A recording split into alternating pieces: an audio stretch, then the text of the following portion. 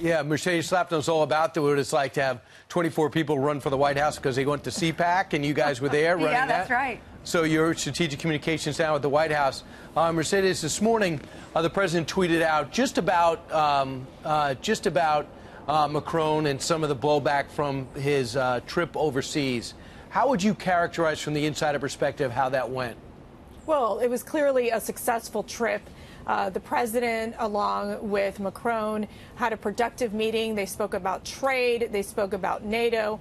As we know, the president has talked about many times the importance of sharing the burden of paying for NATO. Yep. And the U.S. has always paid more than these other nations. And so he has sent a strong message to our European allies. And we have seen some changes and some positive shifts coming from our allies to pay more to NATO. We need their support. We do. All right, Mercedes, let's talk a little bit about what's happening here in the United States. Down in Florida, all eyes are on the counting, the recounting. Does the White House have confidence that what is happening down south is fair? Well, we have confidence that Rick Scott will be the next Florida senator.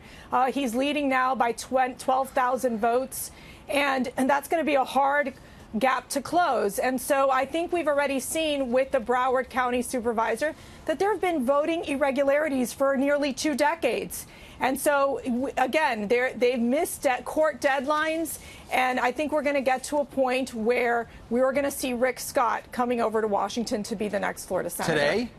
I think he was well, talking I mean, this is a process. I mean, they have to finish up the process. But I think there's been a lot of criticism with how Broward County has handled these ballots. And it's, you know, look, I remember the days. My husband was down there. I was down there in Florida during the Bush v. Gore recount, and that was a lot closer. This is 12,000 votes we're talking about. That's a big gap to close. Whose responsibility is it now to fix what's going on down there? Because it's shocking that 65 counties can get it right, and these 2 counties continuously get it wrong.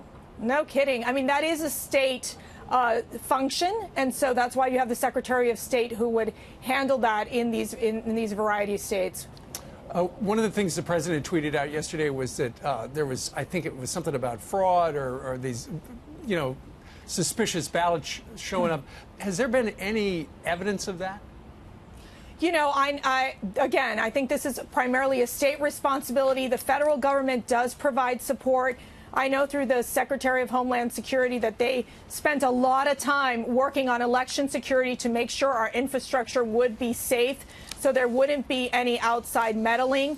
There's always concern about voter fraud. And so I think the key is obviously that in conjunction with state working with the federal government to make sure that this doesn't happen. But we always have to keep an eye on it because one of the greatest rights that we have and privileges is that of voting. And we need to ensure voter integrity at the state and local and federal level. Do you look at the win by Kristen Sinema in Arizona to grab a seat from Republicans as legitimate? Yes, I mean, I think at this point what we're seeing is that, again, there's a huge gap there in terms of Senate-elect Sinema basically gaining ground and really making sure that gap had widened. So at this point, it looks like Arizona, she seems to have won that race. And again, one of the things President Trump has talked about is bipartisanship and working with Democrats. All right. And it looks like Mr. Whitaker, the acting AG, could face a court challenge today because he was appointed illegally. The White House stands behind him 100%, right? No question. The president and the Department of Justice leadership has confidence in Matt Whitaker.